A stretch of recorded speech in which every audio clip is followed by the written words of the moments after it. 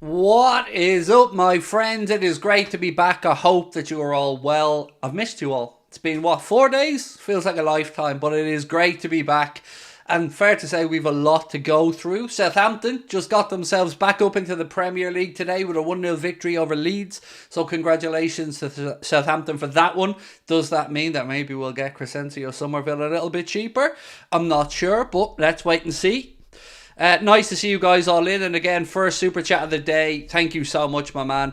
We need a new centre back because we only have 3 in the first team. Backup option: Nat Phillips and Vandenberg. Only one of them will move on. We do need a centre back, and we will be talking about the priorities tonight. Rustam Dalal and centre back. Apparently, a left-footed centre back is one of those priorities. So we will go through that as well, and lots between. So I hope you've all had a wonderful few days, but I really have missed you guys. So it is great to be back. Loads for us to get through tonight as well. So I hope that you're all ready for some fun. So I'm going to start off by going through my notes and the way I've been keeping them over the last few days. They might not be the most consistently up-to-date ones, but we'll work from older to newer as we get through the stream. This is the start of the summer though, so this is the start of silly season where we will be mainly talking about transfers, what the new manager may want to, or who the new manager may want to bring in, and there's some stuff around VAR as well, of course. I'm getting used to a new back-end system as well, so I'm seeing the chat in a completely different way to how I used to see it. So if you see me looking around a little bit, I'm just getting my bearings with the new system. Straight away though, I can see our man JC's in there looking after everybody straight away. Absolute legend JC, popping in with 10 gifted memberships. Really, really kind of you. Craig, the new era starts on Saturday. Wow, Arnie Slot, la la la la la. Arnie Slot. I'm ready for next season and singing that out, I really am. So yes, JC, absolute gentleman of a man, gifting those 10 memberships. Appreciate you, bro.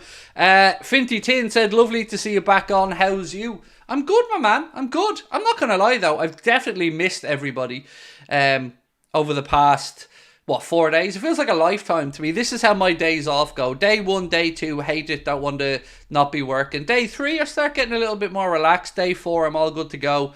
Day 5, I need to be back working, so that's where we are. So I'm going to start off. Oh, no, I have a super chat from Mark. We've missed you all, folks. Just know we love you. I couldn't have put it any better, mate. I couldn't have put it any better. Well played, Mark. So I'm going to start off with my first post, which goes back to Luis Diaz and Barcelona. So I'm going to talk about this because it's the story that just won't go away. Now, as we know, Barcelona have kept and sacked Xavi again. So he's gone. It looks like they're going to have Hansi Flick in as their new coach. And I wonder, do they have the money for Diaz? Whether they do or not, the links won't go away. And AS, who are a Spanish outlet, have said Barcelona are trying really hard to sign Luis Diaz. A meeting has already taken place with Diaz agents. However, negotiations with Liverpool are expected to be tough. So that's the first thing I wanted to talk about tonight, is this persistent link. And it's not only now with Barcelona. I think you could probably throw Paris Saint-Germain into the mix for Lucho. But only one of those two I would feel not happy because I don't want to lose them, but I would understand, and that would be the move to Barcelona. I don't see PSG as a step up for Lucho or anybody else. It would just be a money grab, in my opinion. So let's wait and see. I do feel we're going to lose one attacker in this window. We're going to have a debate tonight about who you think that attacker will be, because as I go through my notes, you'll notice we move towards the inevitable Mohamed Salah conversation. So I'll get to that in a couple of moments' time. Harry Maguire, God, look, he wasn't even playing in the FA Cup final, but he's still taking time out of his busy day to come in and drop me a super chat. Thank you, Harry. Said, Craig, we won the FA Cup. And hello. You did, mate. Look, I watched the FA Cup final and I thought you deserved it. No qualms about it. You know, I'm not a hater for the sake of it. I hate United for a whole load of other reasons. But ultimately, you were the better team on the day. I thought Koopmeiners bossed that midfield. And United deserved their victory. So you won't be getting any begrudgery from me outside of the usual. But interestingly, though, I still think your manager's going to end up getting the boot. In fact, I think Thomas Tuchel is going to be your next manager from the little bits and pieces that I've been hearing anyway. But yeah, no, credit where it's due. It was that second goal United scored, I have to say, was a very good goal in the FA Cup final, a good team goal, and yeah, well done. You know, I don't like 115 FC. Everybody knows this. So for me yesterday, that was a battle of the lesser of two evils, I guess. What's this?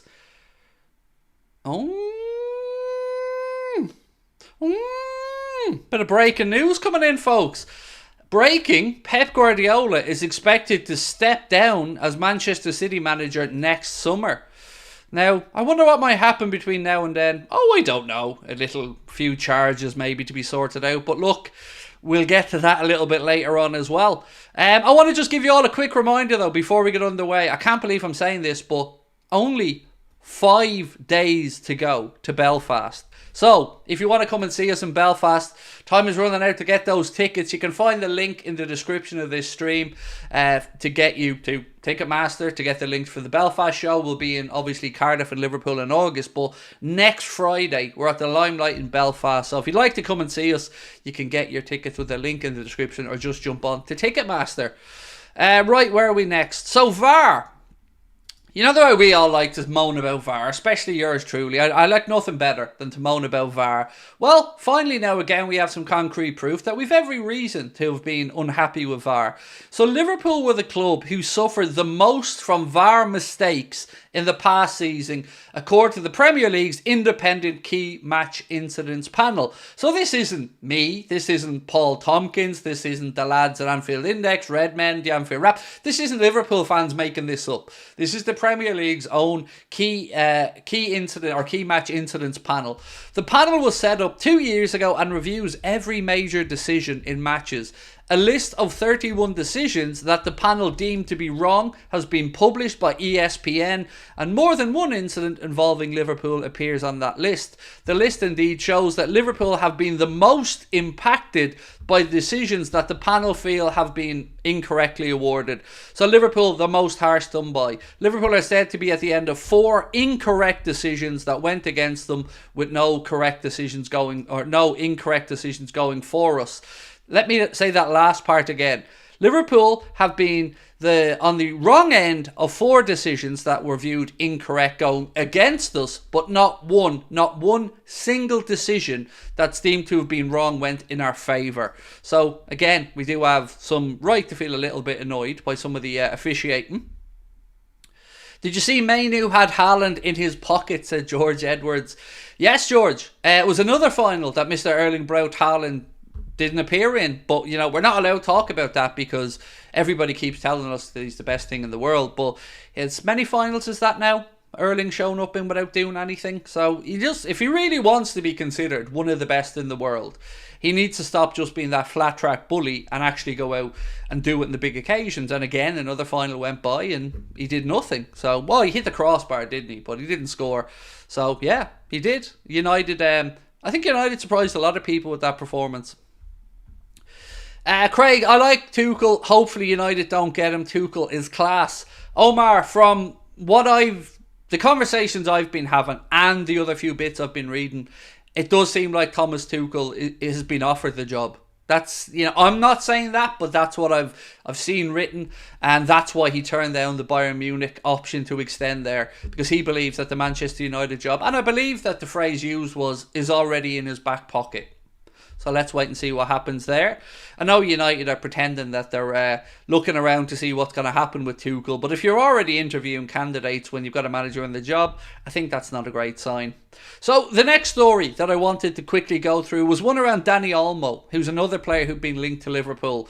And for once, I'm going to actually credit an interesting piece I read. I think it was Theo Squires wrote it in the Echo.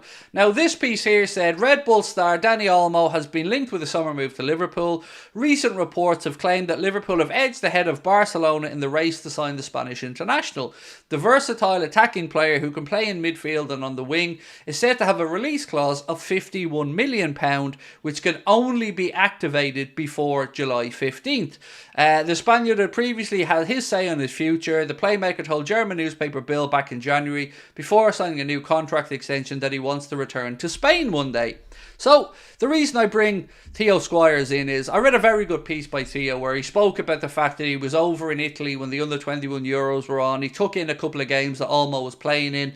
But then he made some really good points about the fact that Olmo has seemed to blossom in the position that Dominik Szoboszlai has departed with. You know, Dominik Szoboszlai came to us, used to play on that right-hand side of Leipzig, and now Dani Olmo has stepped up. But it would be like we're signing a worse version of a player that we already have. And I agree with Theo Squires on that one. So, for me, I don't think you're going to see Liverpool make a move for Dani Olmo. He's already right on the periphery of what we would think Liverpool would sign at 26 years of age. So, age-wise, he's right there pushing the barrier. And I don't think it's going to happen. But you will see him linked because I do think he will depart Leipzig, particularly if he has that release clause in his contract. What else we got? Let me read through some of your comments. VAR plus bent refs, not good for our football, said Colin Brooks. Just got in, what's happening with City? Pep Guardiola apparently is going to depart in a year's time. That's what Transfer Sector posted anyway. So we'll wait and see what happens with that one. Right, next on the list, because there is a load for us to get through, my friends. So this is the one that I wanted to get your attention on mainly. Fabrizio Romano posted and said, Liverpool want to sign a left-footed centre-back this summer. Now, what you probably know, if you're looking at this, is that Leny Yoro, who is one of the players we're going to be talking about tonight, one of the players who's been linked with a move to Liverpool, Real Madrid, Manchester United, Paris Saint-Germain, and many other clubs.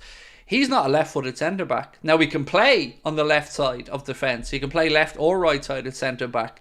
But if it is true that Liverpool are looking for a left-footed centre-back this summer, I wonder, are we just looking for one, or maybe we see two come in?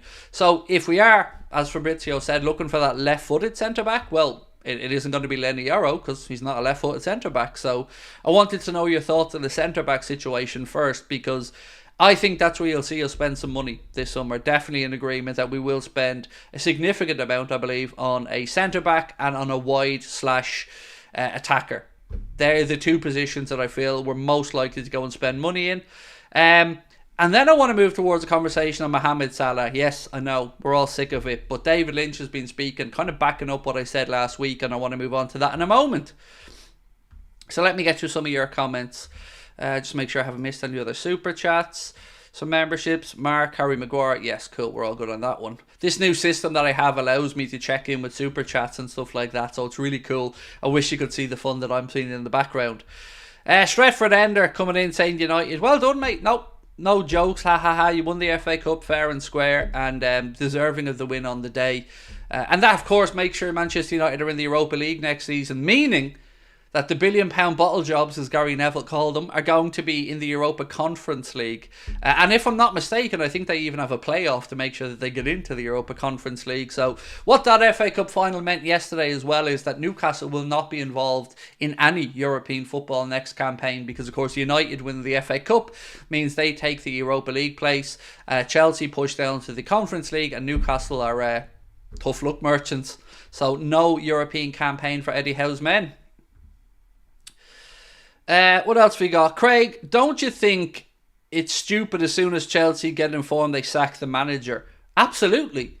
I mean, look, Fidget, who was a Chelsea fan who pops in and out over chat, and Petter, who's another lovely fella who pops in and out who's a Chelsea fan. We've had these conversations on a few occasions, and definitely I feel it's the height of stupidity, letting go of Pochettino. But the four-man shortlist wouldn't fill me full of any confidence if I was a Chelsea fan either. I don't know what Todd Bowley is at, but to me, Mauricio Pochettino showed enough in the latter part of the campaign that he was turning the tide there with Chelsea. The players looked like they were playing for him, but they've made that decision and they're going to have to stand over it. Now Chelsea will, of course, have to fall under UEFA's FFP again, so it won't be just Premier League profit and sustainability rules they've got to worry about. Now they've got to worry about the UEFA guidelines as well, so let's see what happens there. Because I'm already baffled on Chelsea. You've seen Chelsea being linked really strongly with Michael Elise, who has a 60 million clause apparently in his deal. How can they just keep spending money? How? I don't know. Can somebody explain it to me? At what point does somebody say to Todd, no more, mate, you can't do it? Because it seems like they just think they can just keep doing it and doing it and spending it and spending it. And I know United fans want to look at Elise. Oh, heck, I wouldn't mind him coming to Liverpool either. I think Michael Elise is a great player. But madness to me, folks. Madness. What is this obsession of getting just young managers? This summer in particular, Freedom, really does feel like clubs are just losing their damn minds, right? So obviously Jurgen departing, so Liverpool had to go out there and make a decision over their manager, and Arne Slot is the head coach that we've decided with. But you then look around at other clubs. If Ten Hag goes at United, there's lots of talk of Kieran McKenna coming in there. You see, obviously, the Leicester manager who turned down Sevilla already is being talked about for Chelsea and a couple of other jobs. Then you've got Brighton, who of course have gotten rid of De Zerbi, so we're going to have to see what happens there. It's mad. I really don't understand what's going on. It's like everybody all of a sudden just wants a young, hip manager. It's going to be interesting times over the next year or so in football. Right, Davino. Hey, I was hoping you popped in today, bro. Lovely to see you. Davino said, "Hi Craig, it was a pleasure to meet you. Thank you for making this a memorable trip for me. I appreciate you taking the time to meet me." So myself and Davino's mom and my wife Sabrina and Lucas all met up in Wexford. Davino's over from Boston for a family trip. His mum's relatives originate from Cork and Kerry, so they're over for a couple of days visit, and I had the pleasure of meeting Davino. But it was a day that just everything was going wrong. So just as I was going to meet him, just about to leave my house, my son comes home with a rash. So we had to quickly run to the doctor with Lucas to make sure it was nothing serious, which thankfully it wasn't. Then I said to Davino, "Thanks for your patience, mate. We're on the way down now. It's about a 40-minute drive from where I live." Then we were stuck behind a crash. But thankfully we got down eventually, and Davino and his mum were there. And let me say this. Two absolutely wonderful people. His mom was absolutely lovely to chat to, as was Davino, and it's lovely to be able to meet some people like that. So again, thank you, Davino, for giving up some of your holiday to come and meet up and have a chat as well. And it was absolutely lovely to meet you, mate, in person. Thank you to your mom as well for your patience. Cunnis to talk to you, Craig. Hope you're feeling better. Much better, thank you, Jason. Yes, much better, mate. And thank you for your super chat. Feeling much more rested after a few days away, mate. But delighted to be back at it. Right, more chat. So I did warn you there was going to be a little bit of Mohamed Salah chat coming up, my friends. And you don't need to listen to me anymore, because a lot of people are now starting to feel the same way. And David Lynch, who's a journalist that I quite like, don't know him, but I like his work, he said on I think it was on his YouTube channel, quoted by Anfield Edition, said, "I feel we're heading towards a situation where Mohamed Salah leaves at the end of next season as a free transfer." And I wanted to ask how you feel about that. So Ben, can we get a poll please, mate, in the background to say, would you be happy if Salah left for free at the end of next season? Just, if you can throw that up as a yes or no poll, Ben, would you be happy if Salah left for free? The reason I'm bringing this up is because,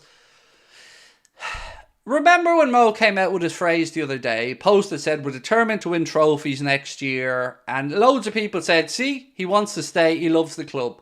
And I said, absolutely can see why some people would think that way. Me, I'm a bit more cynical. I thought of it a different way.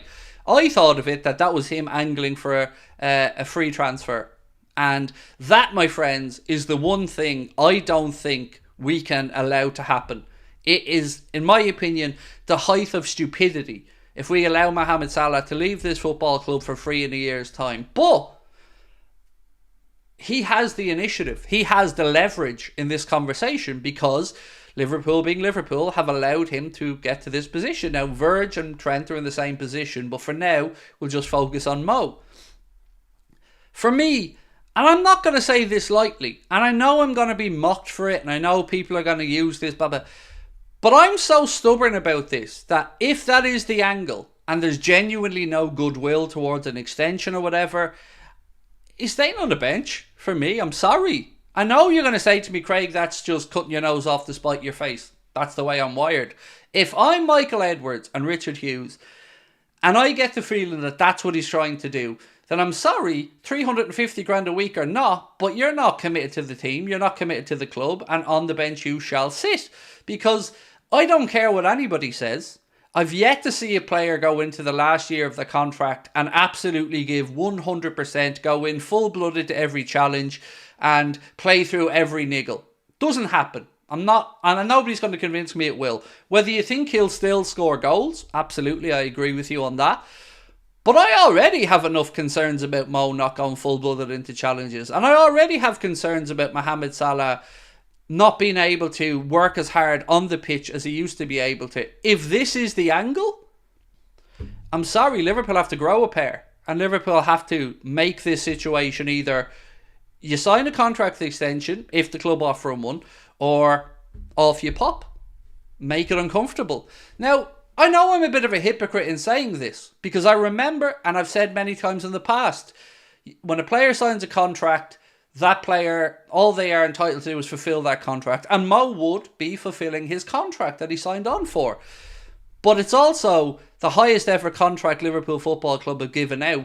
And you would hope that there would be some understanding that Liverpool would like to recoup some money here. Now, there may be a world where Michael Edwards and Richard Hughes are happy for Mohamed Salah to play one more season and leave for free. For me, knowing our owners and how tight they are with money, again, it just feels like the height of stupidity to me.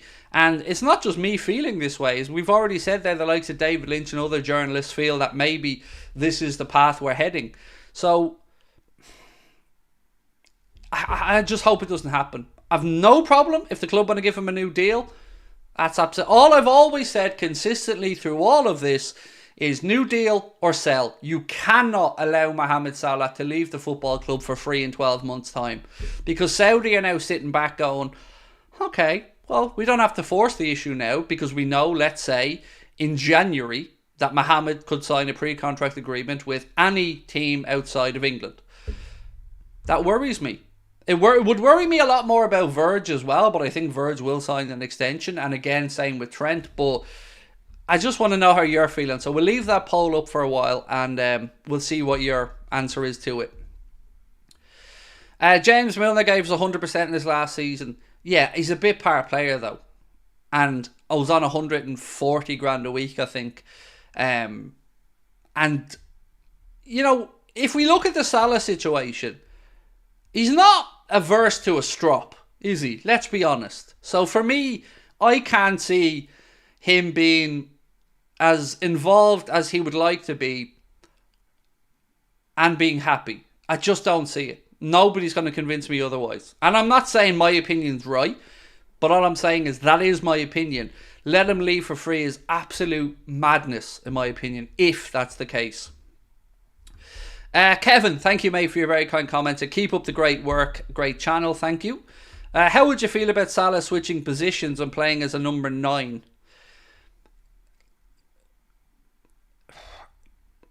Always said I've no problem putting Mo through the middle. But it doesn't change anything about what I've said. The contract situation is worrying for me. And for me, it's got to be a case of you sign a new deal or the club make it uncomfortable. Sorry. Club has to come first here. And you can't allow Mohamed Salah, Bobby Firmino and Sadio Mane to leave Liverpool for a combined 30 million euro. You cannot let that happen. That is stupidity. Offer him an extension if he agrees, good. If he doesn't, take the money. No problem with that, Colin. Personally, I wouldn't extend him, but I've no problem if the club do. This is just the one outcome that I don't think is acceptable for the club. Because he's too big of an asset to allow to just walk off into the sunset at the age of 32, 33 and do what he wants. It just seems madness. It seems really, really poor business if indeed that happens.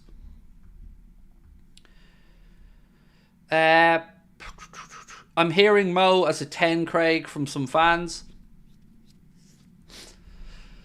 I don't mind where he plays. I don't mind if Mo plays 10, wide right, through the centre. It still doesn't change the position for me on Mohamed Salah's stance and where we are with the contract. That's the worrying part for me. I've seen enough players play the last year of the contracts to know very rarely do they hit the heights that they have done previously. And I already think Mo's on the decline. So it, for me, would just feel like we're going to see stories coming in November, December about him signing pre-contracts elsewhere. It's going to cause division in the fan base. It's going to cause division probably in the dressing room. And it doesn't show the commitment. And the commitment needs to be two-faced, because the club needs to show commitment to Mo and offer him a deal as well. But the club comes first. Always here. Right. Let's have a look at the poll and we'll see how that is getting on for now anyway. So we asked you guys, would you be happy if Salah leaves for free in the summer of 2025? And so far, we've had over 600 votes and it's 80% no and 20% yes. 80% of people saying no, they wouldn't be happy, and 20% of people have lost their damn minds, in my humble opinion. Toxic Edit said, bro, I just want Yoro, Pacho, Kudus. A DM would make it even sweeter. So we'll move on to speak about a couple of those players in a few minutes, mate. Pacho has been linked with... Where did I see Pacho linked to today? Leicester. I want to say Leicester, as I've seen Pacho linked with in the latest round of media stories.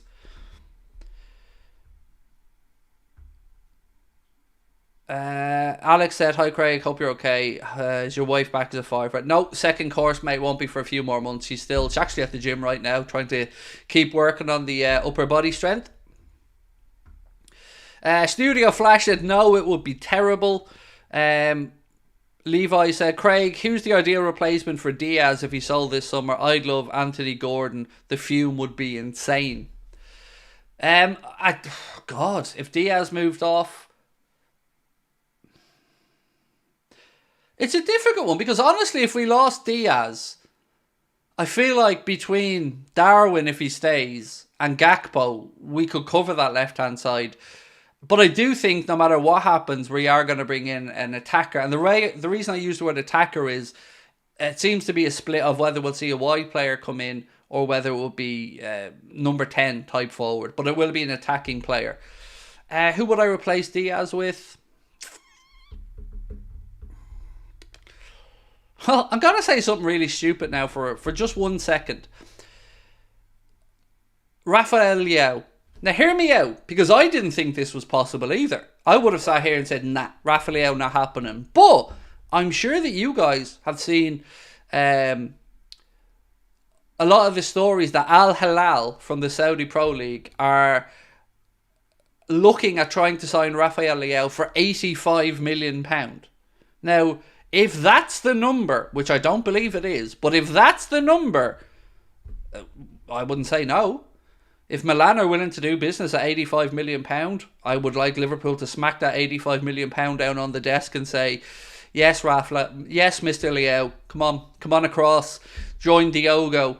I'd be more than happy with it. But I still don't think that's the right number. I think his release clause is higher than that.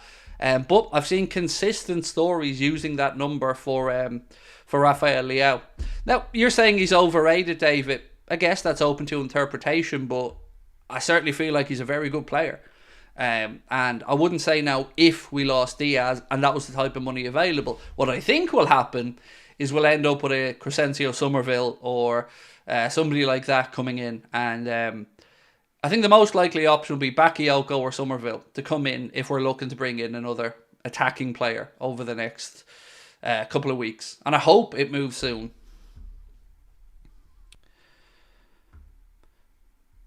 Can you please tell me the Yoro news? Yes, when I get to it, bro. You know, I'm getting through a big long list of stuff because I haven't been here doing any content for a few days and I'm trying my best to just play catch up and get through it all. But don't worry, bear with me for a few minutes, mate, and I will get there. Dave Smith said, football is a business. We will sell Salah. Thoughts on Somerville? Not convinced.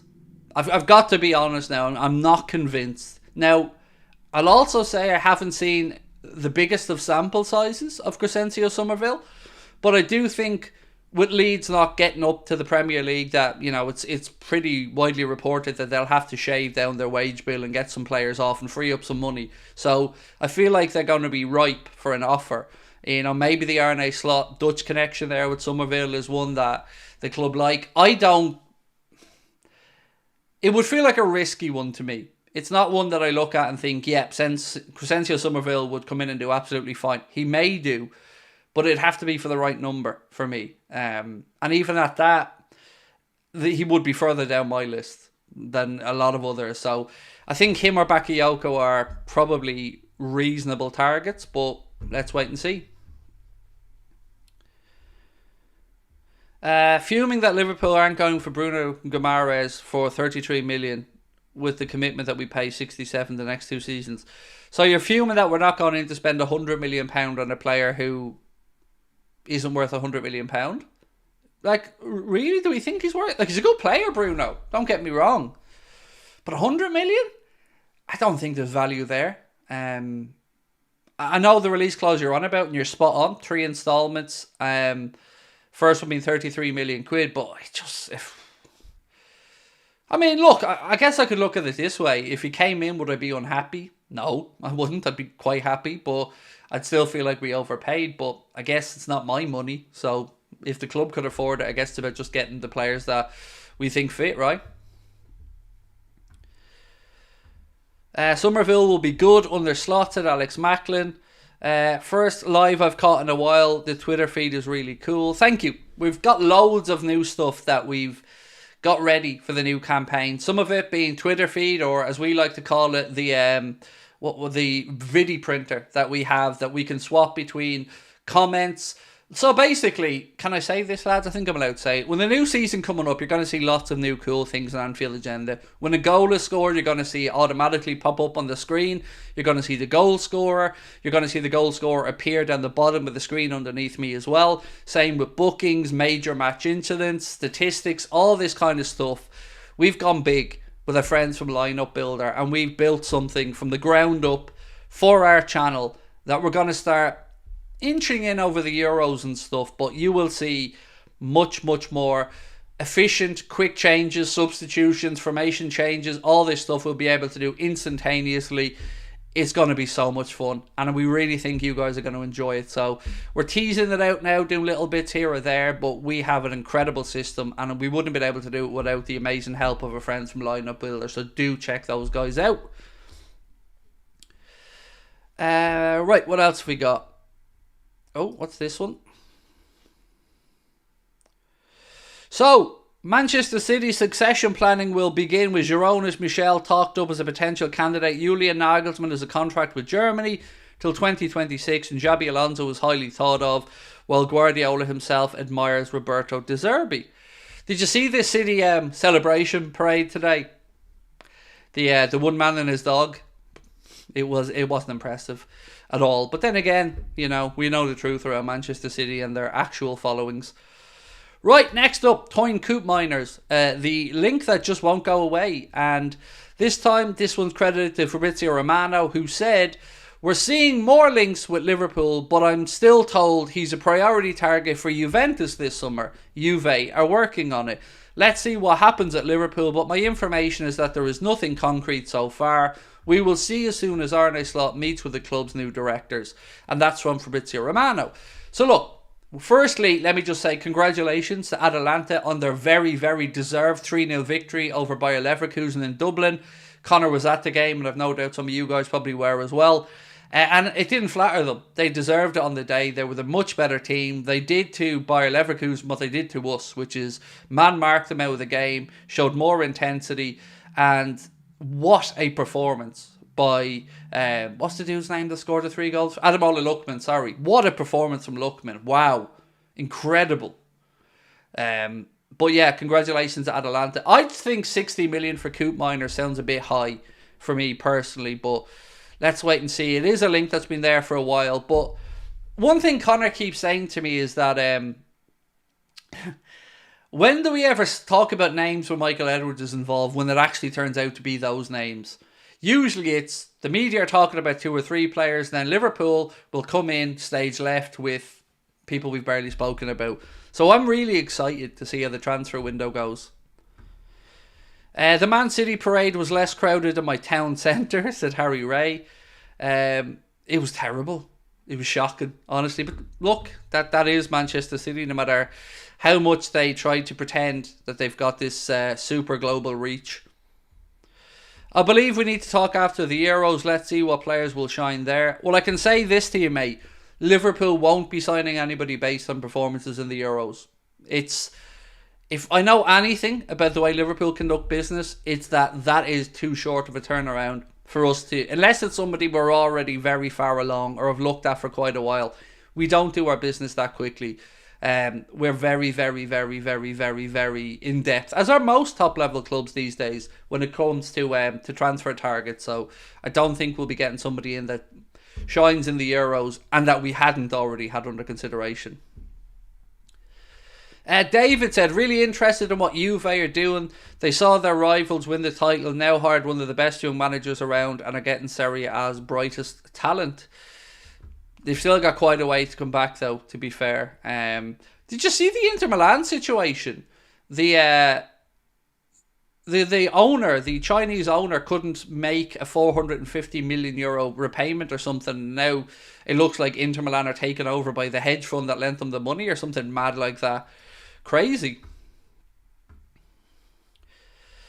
Global reach, my ass, said Colin Brooks. Yes, your ass probably has just as much of a global reach. So does mine, because this pumped up oil-rich Wigan, which is what Manchester City are, in my opinion, is a joke. Oh, and by the way, did you see the letter? Has anybody seen the letter? Because the letter should be out there.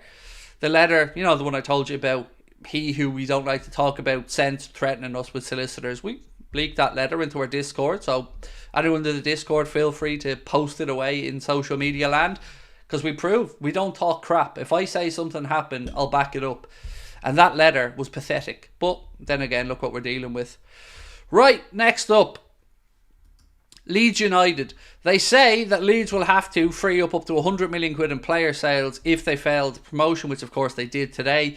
I believe that number is a little bit less than 100 million. I think they probably only have to free up 30 or 40 million, but let's wait and see. And one of the most spoken about players from Leeds United is Archie Gray. Now, truthfully, I don't think Archie Gray is ready for a move yet. I think he would be best staying at Leeds United and developing. He's got long family ties. I think his father, uncle and grandfather maybe played for Leeds United. I don't think he's ready yet, but he is somebody who will make that big move. So maybe somebody will come in, buy him and loan him back to Leeds for the season. I don't know, but do keep an eye on Archie Gray over this summer, because he's one of the most hot young English properties. Mo Salah needs a striker like Mane and Firmino, and we will see Mo score more. No, he won't. Whatever way you look at it, his best years are behind him. I don't get this blind adoration of Mo. Like, age doesn't come into it. Like, injuries don't come into it. Like, his numbers this season didn't fall off. Like, we haven't had multiple distractions over his contract and stuff over the years. It's always bugged me a little bit. So I think Mo can score and assist and will do some numbers, but I never expect him to get back near it, because he can't run past a player anymore. He doesn't even have the ability to take on fullbacks these days and go past them. So I think, while it's admirable that people want to still believe that he's the man he was 2 or 3 years ago, he just isn't in my eyes. And if you throw in this contract situation, I'm just intrigued to see if he does leave for free in a year's time, how everyone feels about the man that they all idolise then. Because for me, and I take no pause here, the club's the most important thing. Looking after the club's the most important thing, and letting him go for free, it just seems madness. Would I take Archie Gray? Yes, absolutely. Particularly with a coach like Arne Slot, who is known again for developing young talent. I just don't know if we'd be able to give him enough game time, because, you know, we've got Stefan Bajcetic coming back in. We've obviously got Tyler Morton, who'll come back in from Hull. We've got Bobby Clark, who had a very good campaign, signed a new deal as well. I feel a loan's probably best for Bobby Clark. And also, I did record the first part of the end of season player ratings video, which will be going out tomorrow afternoon, I believe. If not, it'll be Tuesday, and then the second part will follow that as well. So you did ask me to do it. I did part of it today, and part 1 should be coming out very soon. Right, let's revisit our poll for a little bit before we move on. and see how people are voting now. So we've had over 1,000 votes, and we said, would you be happy if Salah leaves for free in the summer of 2025? And 78% of people say no, they wouldn't be happy if he left for free, and 22% of people said yes, they wouldn't mind if Mo left for free at the end of next summer. How's the weather in Dublin, Craig? Shocking in Liverpool. I don't live in Dublin, Alex. I live in Wexford. About an hour or so's drive south from Dublin. And yes, it's been a mixed bag here today, mate. Weather's not been great. So, first of all, if you haven't subscribed, folks, please do. And again, don't forget to hit that like button. It's great to be back with you guys after a few days away. An interesting thing that came out from Ben Jacobs today around VAR. Some Premier League clubs, especially, he said, those with American owners, want VAR to have enhanced powers, such as overturning obvious decisions like incorrectly awarded throw-ins and corners. I can see where they're coming from, but again, I'm going to come back to trust. Like, if the system was working well, I could probably understand the conversation around widening those powers, because there have been times where goals have been conceded this season from a corner that shouldn't have been given, or, you know, other circumstances about balls gone out for throw-ins or whatever like that. So, in theory, I can see where they're coming from, but in practice, we know the calibre of officials that we've seen in the Premier League and that the PGMOL have supplied, and I don't have faith in them. It does look like Wolves' quest to have VAR removed from the Premier League will probably fail, but this one for me, it's a huge no. No way on earth would I be looking to give them more powers until they prove that they can use the system properly as it is. Rustam Dalal said, when we have two young striker in Kumas and Dans, we do not need to sign any young striker from another club. I don't think anybody said anything about a young striker, mate. I'd be absolutely shocked if those two gentlemen don't go out on loan next season. I think it's the right move for both of them. Jayden Dans, particularly, I think could do a loan move to just put the finishing touches onto what is clearly a huge talent.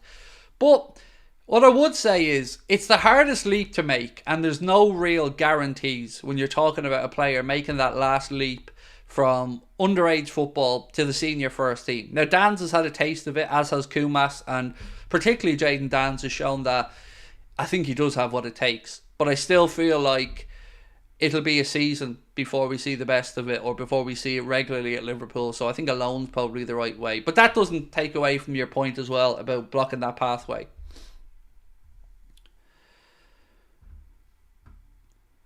Just kick VAR unless it was computer generated. Did you see the new offside rule that they're talking about as well? That there has to be daylight now between any part of a forward that can score a goal and any part of a defender. So I don't know how I feel about it, because it sounds great, but we're still going to have minor decisions that are like this close, just in a different way. So I don't know if it will appease fans, but at least I guess it's been looked at. It's been something that's been discussed a few times.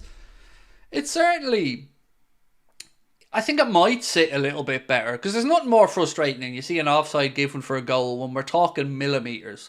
No advantage was gained there. So maybe this new system and the way they're looking to implement it may appease people, but I'd like to see a trial first, which I'm sure it will be.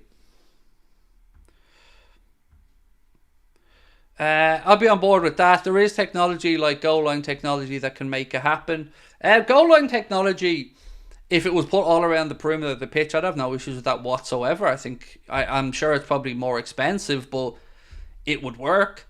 The guessing of whether the ball's crossed the line or not outside of the perimeter of the goal is a bit weird still, that we haven't got that technology elsewhere. But I don't know. Look, I'm torn, because we're torn between a revolution of technology in the sport and overcomplicating the sport. And I guess it's trying to find that happy medium of what's the perfect mix of technology. For me, I like the semi-automated offside technology. I like the idea of that. Love goal line technology.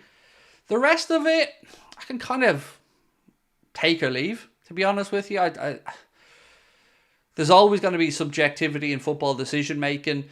And I'd just like to see the VAR protocols implemented properly. My biggest gripe is the referee going over to see slow motion replays. It does my head in. The game's not played in slow motion. So I'd like to see referees just showing stuff in full speed as it happens on the pitch. Because if they need to be that minuscule to look for a decision, I feel like we're looking too hard to rule out goals. Should be obvious and clear. Normal speed, and the ref should have many angles for it. But when you go over and you see a referee met at a monitor with a still image, they're making the decision for him. Or her, sorry.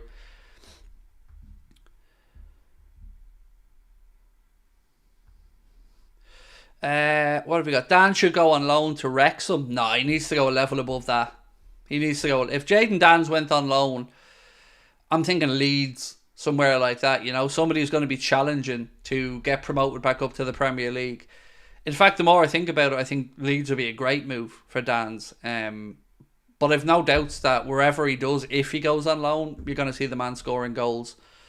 Right, you've all been patient enough. Let's talk a little bit about Leny Yoro, because there has been loads of stories linking Liverpool with Leny Yoro in recent days, and I hope there's truth to it, because he's one of the most talked about teenage centre-backs in world football.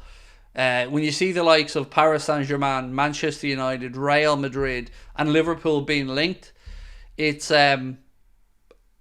tells you the calibre of player you're looking at. He's only 18 years of age, and you're talking pretty hefty price tags of, depending on where you look, maybe 85, 80 million. But he's a quality operator, and himself and Antonio Silva from Benfica would be two I'd be very happy if we were looking at. Inacio, again, probably be around the conversation. Mark Gay from Crystal Palace will probably be another one. But on Leny Yoro, Ben, could we get a poll up saying, would you be happy if Liverpool paid 80 million for Yoro? Because I don't know how realistic it is, but there are many people linking Liverpool to Yoro. Really, really good player. 18 years of age, so is still very young, but an experienced enough 18-year-old. Played the full campaign this year. Oh, I don't know though. I get the feeling he won't end up at Liverpool. I've felt like it'll be PSG or Real Madrid. But let's wait and see. The poll's up there now. Would you be happy if Liverpool signed Leny Yoro for £80 million? I'll leave that with you. Did you see Matip might stay now? No, not at all seen that. What I did see is that Matip wants to remain in the Premier League. And I've seen that there was some talk of Southampton, maybe Leicester, and a couple of other clubs, but I've not seen anything to link him with a new deal at Liverpool. No, so we've already announced he's departing. 80 million for an 18-year-old, nah. But again, I'm playing hypothetical here, Roger. What if that same 18-year-old turned out to be the next Virgil van Dijk, as an example? Then you look at that when he's 23, 24 and think, bargain, and huge resale fee down the line if Liverpool cashed in when he was 26, 27. But I get you, it is a huge amount of money to put out for somebody that young. Yoro's contract is ending next summer. He's probably joining Madrid on a free. It wouldn't be a free. I think there would probably be still some training compensation owed because of his age. I'm not going to pretend to know the exact ins and outs of that though, but it wouldn't technically be a free. Why is no club gone for Ruben Amorim? I don't know. Really haven't got a clue. I thought when Chelsea got rid of Poch, his name would have been mentioned, but nope. No movement there. It looks like he could be staying at Sporting Lisbon. Matip going to Bournemouth, Alex thinks. Dylan, similar, thinks maybe Bournemouth as well. I'd rather give Matip a 2-year deal and keep Van den Berg. So, I don't understand anybody who wants to give Matip a new deal. I think it's madness. You're talking about a guy who's not yet fully recovered from an ACL, and at the bare minimum, it's going to take him 6 months to get up to match fitness. Look at Van Dijk for case in point. It took him almost a year and a bit to admit that he felt like he was anywhere near his best again. So for me, I wouldn't take that risk with Joel. But it will be interesting to see what happens with Sepp van den Berg, because he had a decent campaign with Mainz, helped them avoid relegation. And this feels like the summer to make that decision for what Sepp van den Berg's future holds.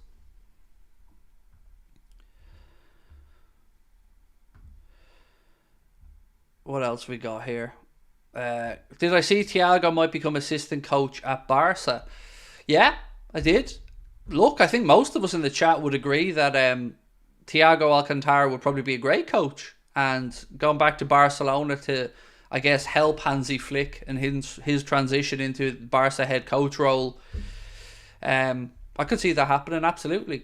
I also found it mad that Quique Sanchez Flores, who I think is he Villarreal coach now? I don't know, somebody anyway. And he was talking about the way Barcelona treat their legends very poorly, which I agree with. I was talking to Connor about this earlier on. I think the way that they've handled people in recent years has been disgusting and not befitting of the status those people, especially Xavi Hernandez, should be treated at Barcelona. A Santino, how are you, my friend? Lovely to see you in. Said, hello everyone, what did I miss? Hope everyone has had a great weekend. We're just chatting through the stories, mate, about VAR, Leny Yoro, Dani Olmo. We're speaking about the Mohamed Salah contract situation. I want to move on to speak about the Trent and Virgil contract situations in a few minutes.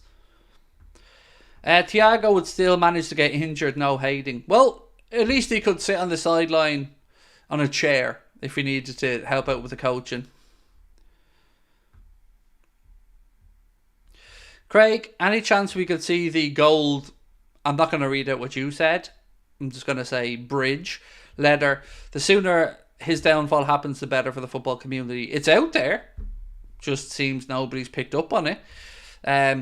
It's definitely out there. I know for a fact that it was posted by a couple of people in our Discord group onto Twitter. So I don't have a Twitter account, mate, so there's nowhere I post anything, but I did share it with the Discord group and I said feel free to share it. I don't care anymore because people need to see the real him. The one that we've all been talking about. The one that the industries have a great habit of wrapping people up in cotton wool when they're making money for people and not calling them out. And I hate hypocrisy. So the letter exists. If somebody in our Discord wants to repost it onto Twitter, post away and tag away people in it. But for me, I can read it out to you. Hang on. I'll read it out to you, actually. Bear with me. Let me just get this open and I'll read you out the letter. Okay, here we go. Right, so it said, Dear Sirs, our client, the United Stand. We are instructed by the United Stand, our client, in connection with your engaging our client's current employee, I've redacted that name, to post on behalf of your channel Top of the League in breach of his express and implied obligations owed to our client. This letter deals solely with your inducing breaches of contract and conspiracy to injure our client.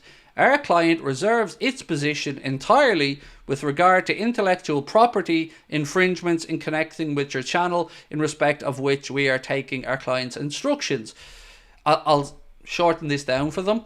They were told a pack of lies. They didn't even look at who owned the channel, and no, there was no intellectual property involved anywhere. But we carry on. The letter, which is being sent to you in accordance with the practice, direction and pre-action conduct and protocols, the 1 second, I need to zoom in on this, the pre-action PD contained within the civil procedure rules, a copy of which can be seen using this link. And by the way, the link didn't work. That's the level of solicitor we were dealing with here. They couldn't even get the link right.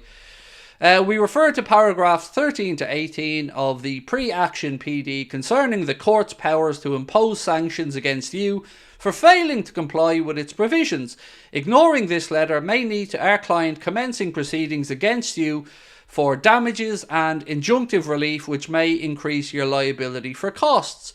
We enclose a copy of a letter today we have sent to the other person in this, which they shouldn't have done, refused to accept his resignation in breach of his contract. We consider that you have procured the breach and have conspired with said party to injure our client. We require your immediate confirmation that you will desist in procuring substantial breaches of employment obligations owed to our client. Should you fail to comply with the terms set out in the paragraphs above, our client will have no alternative but to consider appropriate action to protect its interests, which can include an application to the court for damages, immediate injunctive relief, and payment of its legal costs without further notice to you.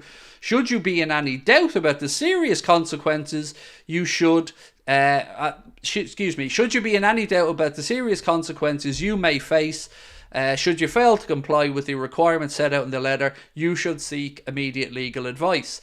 I did seek immediate legal advice and they laughed their ass off at it because it is a joke and is an act of fiction from start to finish.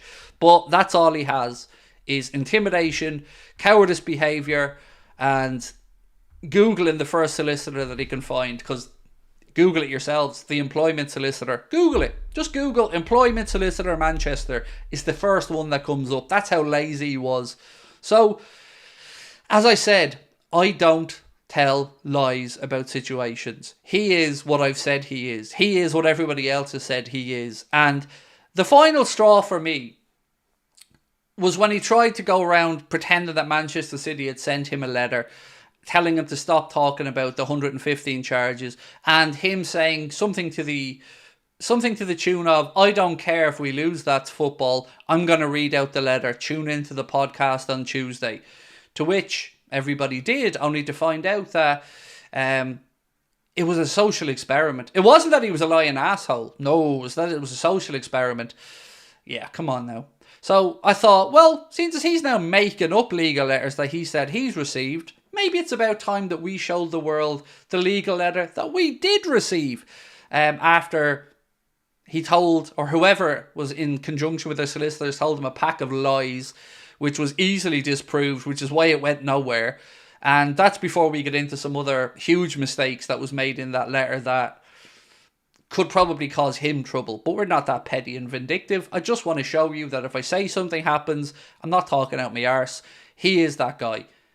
And as I've said all along, he's never ever going to intimidate me, because I'm not intimidated by people like Goldbridge. I've been through more in life and had more dealings with real people that I should be concerned about.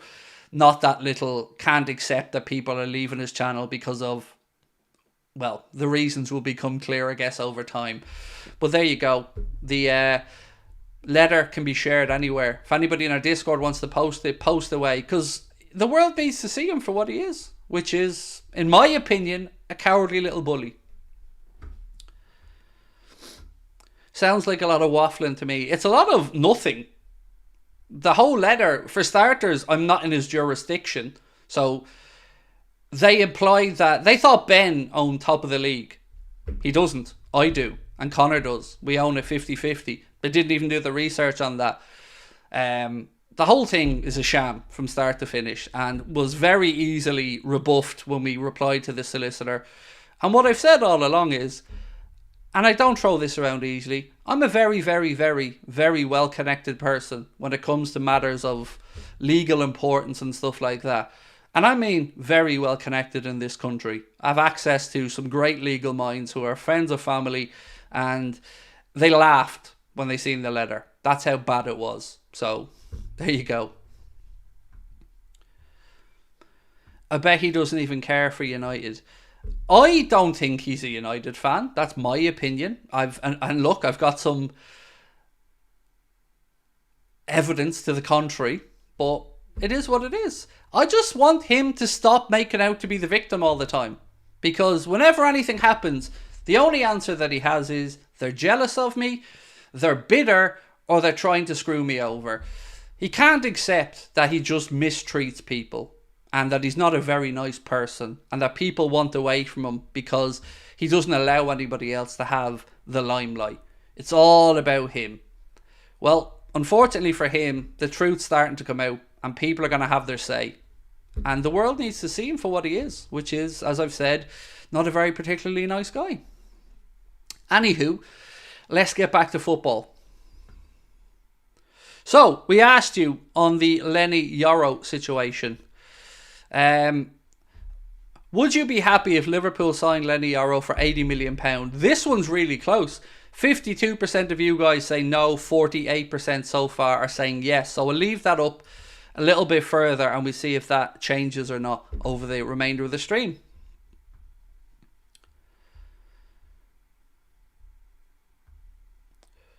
Thoughts on Southampton? Really happy for them that they've come back up. Look, honestly, I like both Southampton and Leeds, and either of them coming up, I would have said well done to any set of their fan bases. Two good clubs. So yeah, congratulations. I thought Leeds were going to do it. I know they've got that horrendous record in finals, but I thought they were going to do it. And here's another thing about Mr. Goldbridge. He should really keep an eye on who he talks to inside his own office, because I know he's been going around his office telling people that he's going to get Anfield Agenda closed down, but he can't because he's got no reason to. I know more than he thinks I know. This is what I keep trying to warn him about. Just back off, because you ain't going to win this debate. Keep your millions, run off into the sunset and do what you want to do. But stop lying to everyone. Just stop lying. There's no social experiment when you're just making up stories about receiving legal letters from Man City because you crave the attention. Just admit it. Just admit that you were lying through your teeth.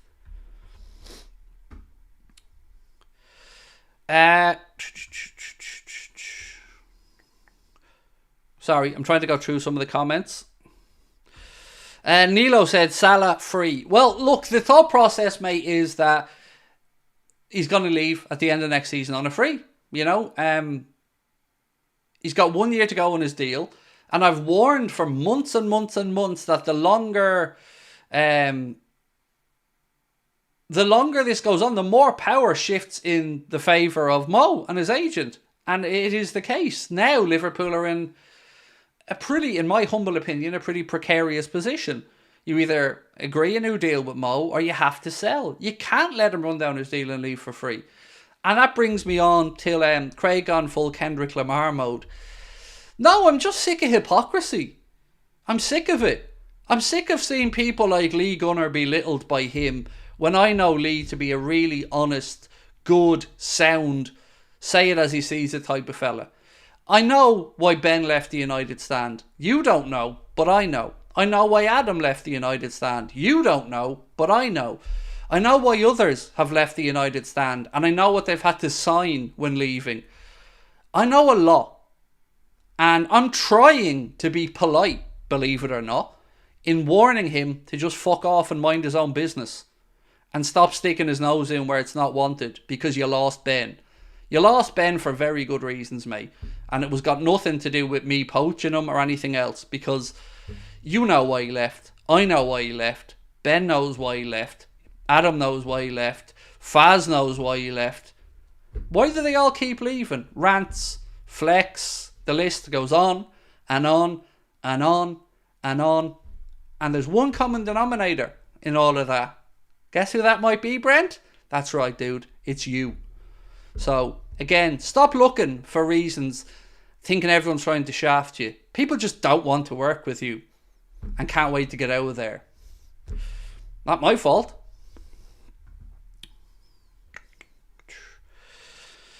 How can John let Salah leave for free? Do they not like money?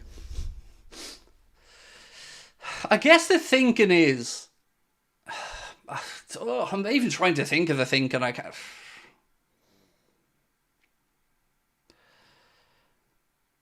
I can't think of a reason. I can't. There's no sensible reason to let him leave for free, in my opinion. You have to try and make a move to either get him to sign a new deal or sell him. You can't. I know it sounds harsh when I said I'd let him sit on the bench, but I would. I think the club have to draw a line in the sand here, but I also don't understand how we've let the club get to this position. Now, that moves me on to Virgil. Virgil been doing a few little bits and pieces here or there over the last few days, and Virgil, to me anyway, sounds like a man who wants to and looks like he will sign the new deal to stay at the club, but he's in the same situation that Mo is. I believe Virgil will sign the new deal and stay on. Trent, again, I'm feeling a little bit angsty about because I can't understand how the club have allowed this situation to happen. I don't understand how the club have allowed somebody 25 years of age coming into the prime, the vice captain, and he's going into the last year of his deal when you know that one of his mates has just signed for Real Madrid last year in Jude Bellingham, and you know that Real Madrid need fullbacks. I don't like it. Surely I'm not the only one that gets nervous about the Trent situation. Whatever you think, whether you think Trent's the worst right back in the world, the best right back in the world, whatever you think, he's a huge asset. He's a local boy. He's the vice captain, and he's got 1 year to go on his contract. I don't again see how this is good business practice. I don't. Mary said I live in Belfast. I know, Mary. I know. And on Belfast, actually, a reminder, we will be live next Friday, 31st of May, at the Limelight in Belfast. Hope to see you guys there. You can get your tickets in the link either pinned to the top of the live chat, where you can also get your Belfast, Cardiff and Liverpool tickets. But the closest show coming up is Belfast. And after Belfast next week, we will only have 2 more live shows ever.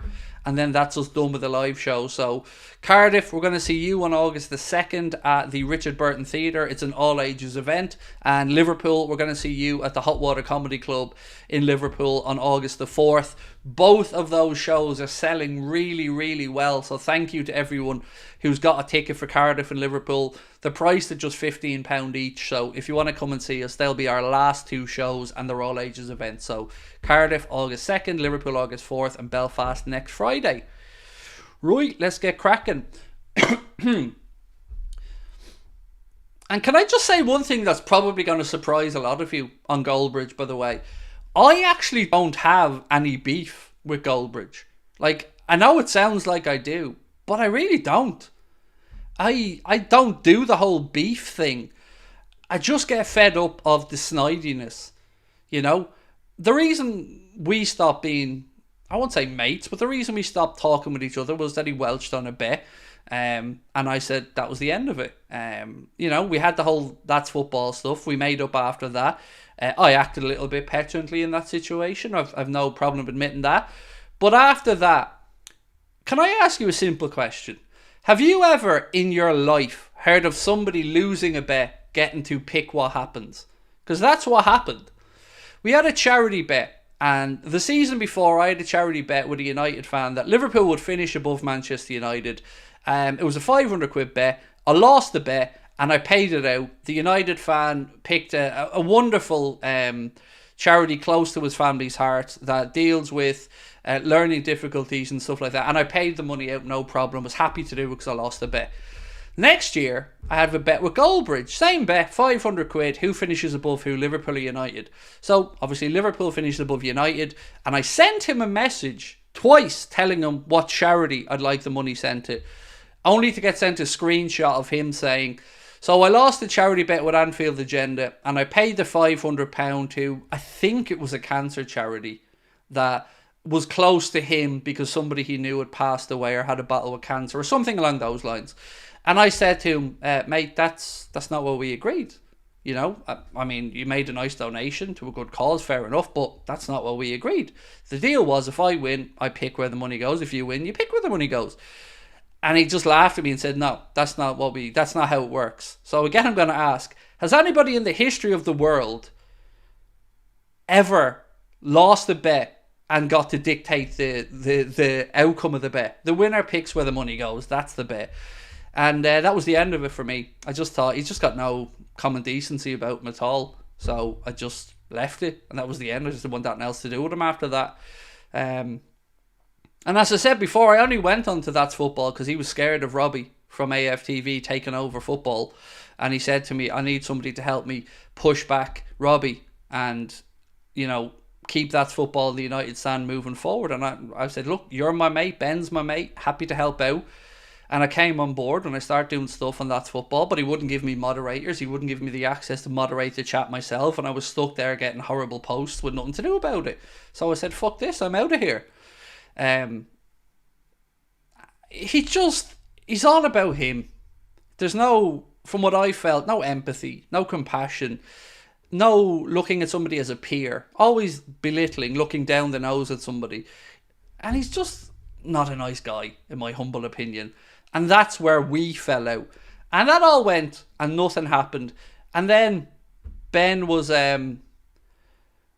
speaking about him leaving the United stand, and me and Ben were friends. And eventually, after Ben had served his probationary period or gardening leave or whatever the hell he had to do there, we decided, let's see if we can afford Ben, and we bring Ben on board to work with us. And we did. And it's the best thing we've done. And I love working with Ben, and he's a lovely guy. But if you ever hear the story of how that really came about, and it's not my story to tell, so I'm not going to tell it, trust me, you'll be shocked.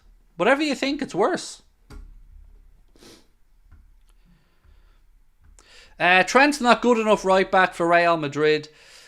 He will actually have to defend. Hi, I'd like to introduce you to Marcelo, who played for Real Madrid for quite a while. Didn't do that much defending. Roberto Carlos wasn't known as one of the greatest defenders in the world either.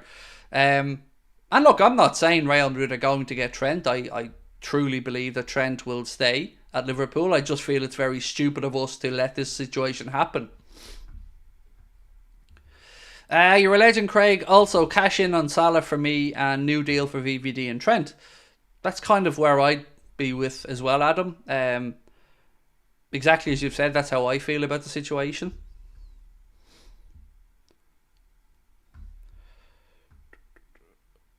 Nomad said Ben is very welcome in our community. Yeah, but he is a jinx. Let's all admit that now. Ben knows this as well. So far, since Ben's come over and worked with us, we haven't beaten United. So, I can only assume that's Ben's fault.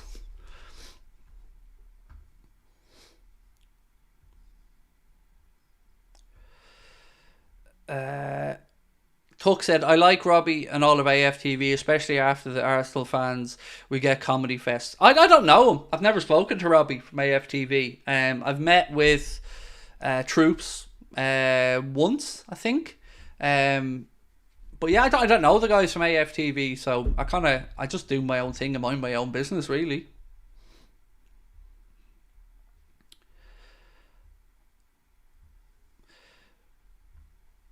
Sorry, I'm still going through your comments. They get Trent and we get Rodrigo. Who says no? Ooh. Ooh.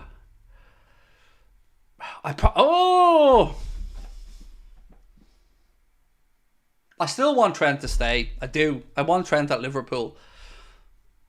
But if there was a situation where, for some reason, he wanted out, I mean, I wouldn't say no to that as a deal. But nah, I don't see it happening. And I hope, I really, really, really hope Trent stays. And I think he will. Craig, do you know rants and bants? I know expressions. I always get on really well with expressions. Then I think he felt when I was mates with Goldbridge that I was somehow not ignoring him. That doesn't sound fair to him. I'm still confused to this day why we don't really talk anymore, because I always liked expressions. Rants, never had a conversation with the man in my life, so I won't speak about people I don't know. Flex, never had the conversation with that gentleman either. So, and I'm not going to shit on anyone I don't know or haven't spoken to. So, honest answer, no, don't know. Can you see the Trent negotiation drag on into next season? Unfortunately, I think we'll want to see how things play out with Slot. I don't think that'll be the case with Trent. I think he will. I can understand maybe the lads wanting to know who the coach was going to be. But I want to mention something that was pointed out to me and I haven't seen it. So I think Redmen TV, I think the lads did an interview with Pep Linders. And I think in that interview, Pep Linders said at one point something like, we sat down together last summer, the coaches, and decided that we wanted to give it one more season to put things right at the club. So if that's the case, did Liverpool really only find out in November? No, I'm not trying to throw anybody under the bus here. From all accounts, it was a great interview from the lads at Redmen TV. But If that was the case, then the intention would have always been that Liverpool would have had to go and find a new coach. So maybe it was just a turn of phrase wrong in the question, not in the questioning, in the answer or something. But it's been picked up on by a few people I've seen.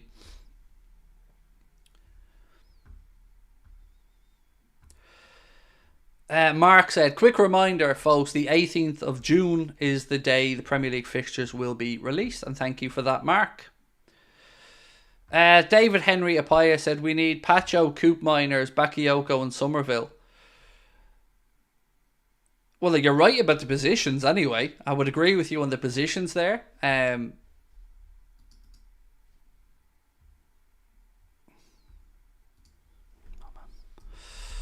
Weirdly, actually, just got a message from Lee there, so I was just replying to him. I feel a bit underwhelmed, if I'm being honest with you, mate, about that list. Yeah, I'd feel a little bit underwhelmed if those were the signings. Maybe because I don't know enough about some of them, to be fair. I thought it was James Pearce that did the interview with The Athletic. There's been a few interviews. I think the lads at Redmen had one. The Athletic had one, of course, as well, with Pep Linders. And I think it may be the Anfield Wrap, perhaps, if I'm not mistaken. So I think there was more than one. But the one that keeps getting highlighted in the threads I've read is the lads at Redmen. And as I said last week on the stream before I took my break, sincerely, from everybody at Team Anfield Agenda, you know, when Paul spoke about the situation this family are in and what's happening with his mum, immediately the first thing we did was message across to say, if you need anything, you know, we're here. You know, I know we don't know them. I know we don't big up each other or anything, but what Paul and his family are going to have to go through with his mum, I truly, my heart goes out to him. So nothing but love from us. And if we can help Paul's father's book be sold or highlight it or do anything that we can do, I just again want to reiterate, our door's always open, and you know, nothing but love coming back across. I don't I'm really sad for him and his family. I really am. It's a debilitating, horrible thing. And I've had a great uncle of my own pass away the same way, and you know, all of us, and I know I speak for the audience as well. Nothing but love and respect across.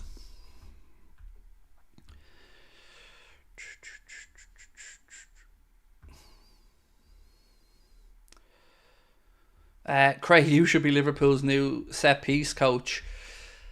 I mean, I was wondering who's going to apply. I think one of the coaches from, is it Porto or somebody, has applied. Because Liverpool did advertise on LinkedIn, I believe, for the set piece coach that they're looking to bring in. I'd be useless as a set piece coach, honestly.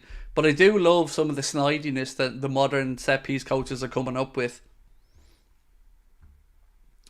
Craig, we've had two final shocks with Man United beating City and Leverkusen losing, so hope Dortmund make it 3. Yes, I'm going to be doing a watch along of the Champions League final, and I'm definitely going to be on Team Dortmund for that one.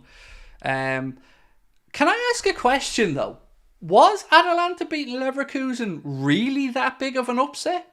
Because they dealt with us very well across the two legs. And I felt like that was a coin flip going into the Europa League final between the two teams. And on the day, I definitely feel like Atalanta more than deserved their victory. I thought that they were better all around the pitch. So I didn't see it as that big of an upset.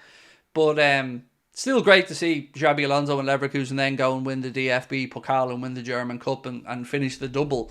But yeah, to me, I don't think it was too much of a shock. Atalanta were no mugs. You could see that. They were a very well managed side by Gasperini, and you know, most coaches, including Guardiola, have paid compliments to Atalanta. Like, they were a good team.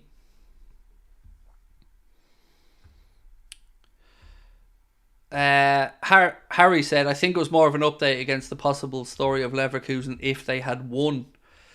Thoughts on Kudus, said Scuffy. Oh, dude, in a heartbeat. No problem. I'd pay the 85 million as well if that was an option. I think Kudus has that spark, that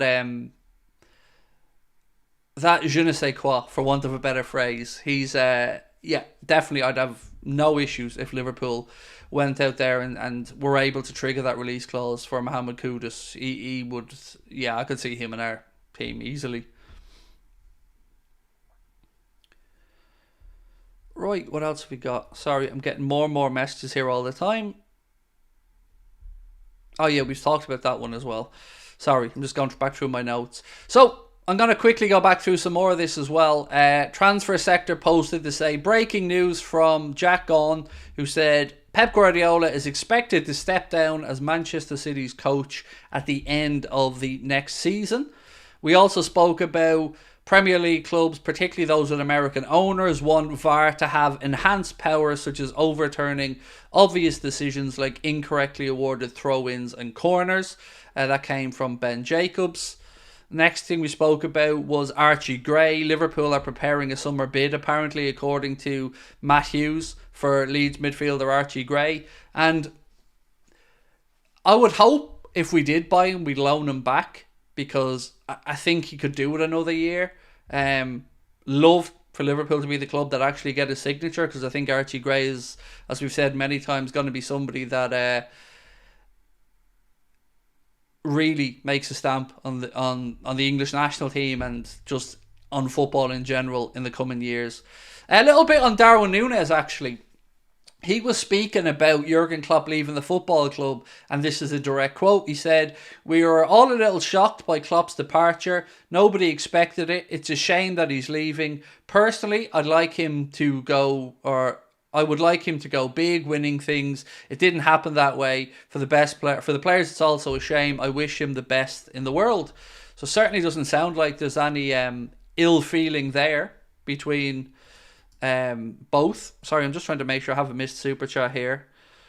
There's a Glory United one in from Dino. I think I've covered the rest of them. So again, yeah, cool. Sorry. Just with this new system, I'm just making sure I don't miss anything. Was there one a second ago there that came up? United has taken the Europa League from me, said Fidget. I know, we said it earlier on, mate. You're in the Europa Conference League now, which is... you're on a hiding to nothing with the Europa Conference League, because you've got to win it or you're going to be laughed at. So yeah, it's one of those competitions that Chelsea have to go in and win it, or you're going to look very foolish.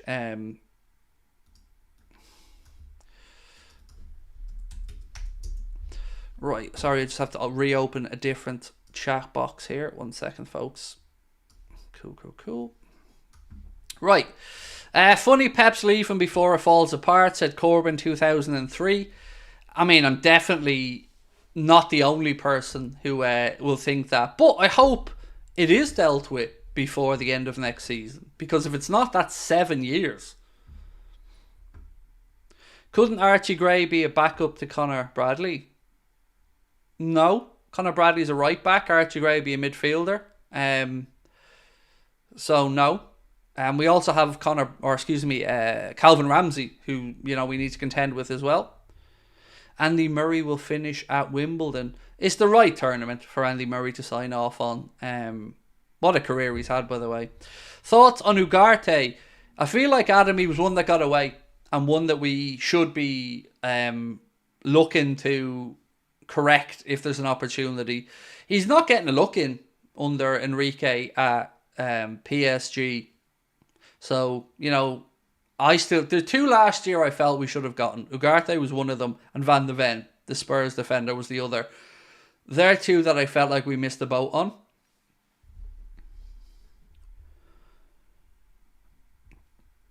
Do we all get adverts at the same time? No, you don't, Kyle. It's on live content, a proportion of people get ads on each occasion.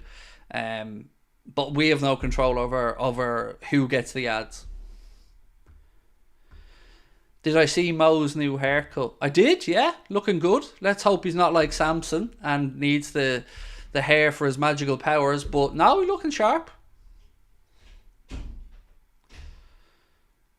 It'd be great if Caicedo could be acquired on loan. I don't think he will be acquired on loan now, to be fair. I mean, he's had a good end of campaign there.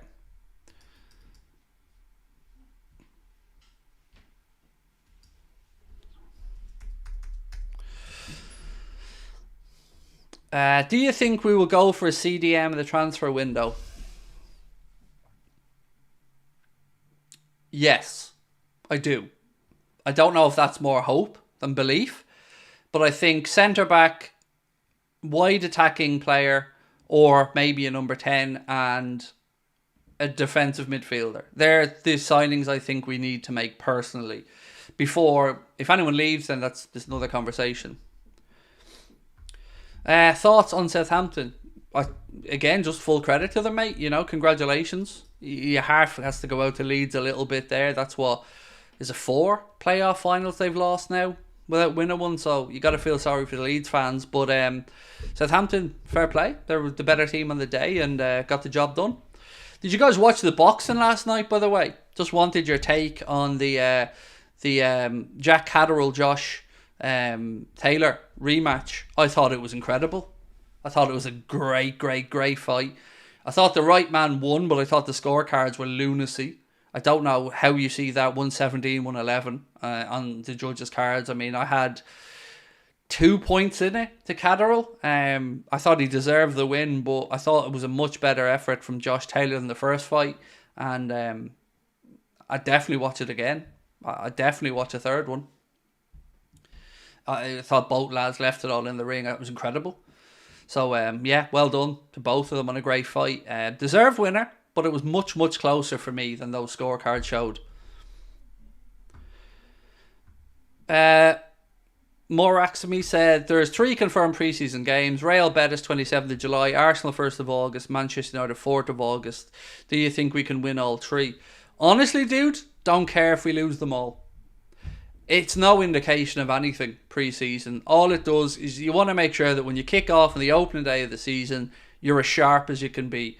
Those pre-season games, well, you know, for the fans attending them, you hope you get the win. But ultimately, both, I think all of those teams there are going to be playing catch-up because a lot of them will have international players who will be getting back from Copa Americas or Euros quite late and probably won't feature in a lot of them. So, yeah, for me, I don't really mind what happens in pre-season as long as you get the fitness up, the sharpness ready to go for the season underway. And as I said, for those attending the games, of course, you want to see them do well, but I don't really look at it as a massive indicator of anything. What about Lookman's 3 goals in the final? It reminded me of the attack man I used to give us. He was incredible, Bradley. Incredible goals from Ademola Lookman. Yeah, nothing else to add to it. Just what a performance, and it's the Ademola Lookman final without any doubt. Rematch, said Alex. I'd watch it again. I'd absolutely watch it again, Alex. No problem. I thought it was brilliant. What about Wirtz, said Stephen. I think Leverkusen are determined to hang on to Florian Wirtz for at least one more campaign. Even Bayern, who, you know, are very much after him, I think believe that as well. So yeah, I don't think Wirtz will be leaving this summer.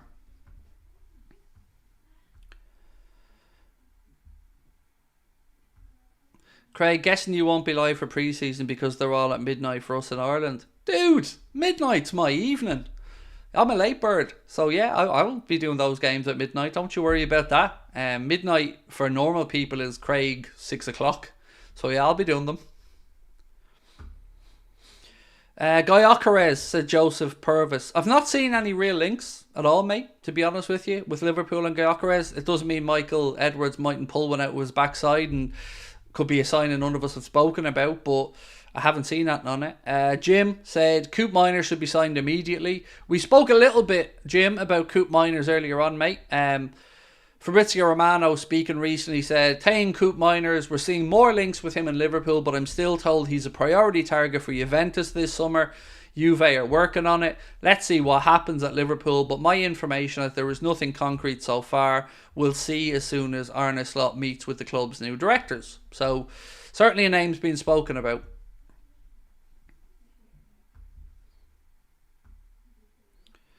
Craig, I assume you've seen the photos from the City Parade.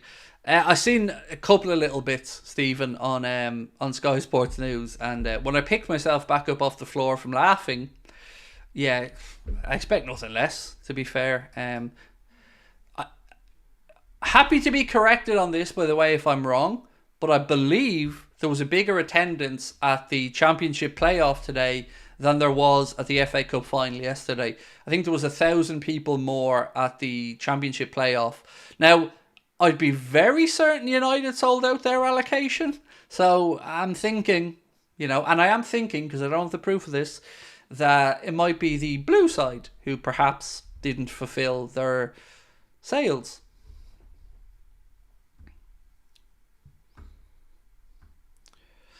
Wirtz will go to Real. But where would he play? I mean, they've got Bellingham, Vinny Jr., Endrick, probably Mbappe, Valverde, Rodrigo. Where's the dude going to play if he does go there?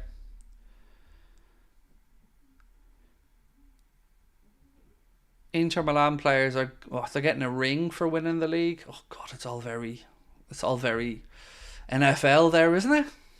Rings for winning the league. It just gives the cash. What do I think about Somerville now that Leeds staying down? They'll have to sell. I think the possibility of getting them cheaper or at least an easier negotiation is probably there now that they haven't gone back up. I'm still not sure if he's good enough or not because I haven't watched enough of him, and it's not a name that excites me. But then again, I gotta say, when we signed Salah, I wasn't excited. I was optimistic, but I wasn't thinking, "Oh, here we go. Here's a 50 goal a season, man." So that turned out quite well. But I don't know enough about Somerville, and the reviews I've seen seem to be quite mixed from people about whether they think it's a good idea or not. Pro, how are you, bro? Said, missed you, Craig. Happy you're back. Yeah, it was. Look, I needed the 4 days off, but I missed you guys as well, so it's great to be back. Would I take Rudiger? Not now, but he's one hell of a defender and hard as nails, like a real throwback, battler, proper centre back. Just no, not now. We need somebody younger. Can you tell me your dream transfer window this summer? Said Vilmer. I can have a go. Right, dream transfer window this summer. Here we go. Centre back, Antonio Silva from Benfica. Midfielder,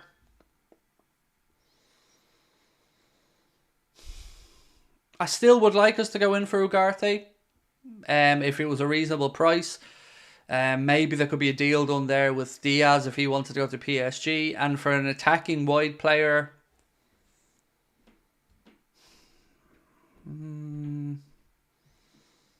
Nico Williams would probably be my preference, but I think Somerville or Bakayoko are probably more likely.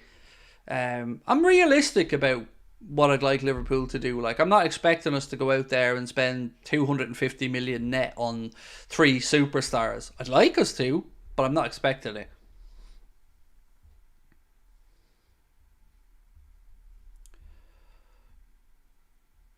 I think I missed your milestone chat. No problem, dude. Let me scroll back up. Yeah. Thanks for all the content this season, WFM. And thank you, my friend, for being with us for 9 months, for your wonderful post, and for being a regular in the chat as well. Really appreciate that, mate. Thank you. Napoli negotiating with Conte, De Zerbi potentially going to Chelsea. Yeah, I mean, it looks like Conte to Napoli is going to happen based off what we're all seeing and hearing in the media. The De Zerbi situation is an interesting one.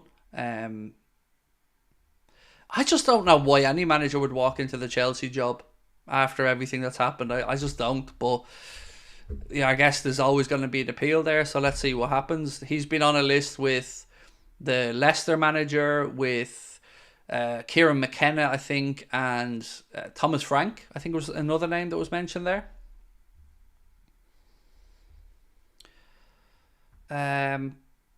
Casper's photography, much appreciated, bro, as well. Love you guys to bits, honestly. You guys are so nice to me, even when I have my little rants and go off on my little tangents. You're always very patient with me, so thank you for that. Look, I'm going to wind down tonight's stream, but just a couple of things before we finish up. Again, Belfast, we're going to see you next Friday at the Limelight. So if you're in that neck of the woods and you'd like to come and see us, it is the third last live show we're ever going to do. Second last one is going to be in Cardiff on August the 2nd. And the final show we're going to do is Liverpool on August the 4th. So hope to see you guys. Belfast, we're going to see you next Friday. So you can get your tickets on Ticketmaster for that. Or you can go into the link at the top of the chat or in the description of the stream, and you'll see a link that you can get all the tickets for all the shows from. Would I be happy if Liverpool signed Yoro for 80 million is what we asked you guys, and we finished with 54% saying no, they wouldn't be happy if Liverpool spent 80 million on Leny Yoro. So I will see you guys tomorrow, same time, same place, 8:30. And I think, let me just check the schedule one before I go. I think... where is it? Where is it? This one. When is it going out? Friday is when the first of the end of season player ratings video is going to come out. We'll see you for a news video tomorrow and then a stream at 8:30. Don't forget to drop a like for me before you head off. We only need 5 more to get to 500. And again, if you haven't subscribed, please do hit that subscribe button. I will see you guys tomorrow. Lovely catch.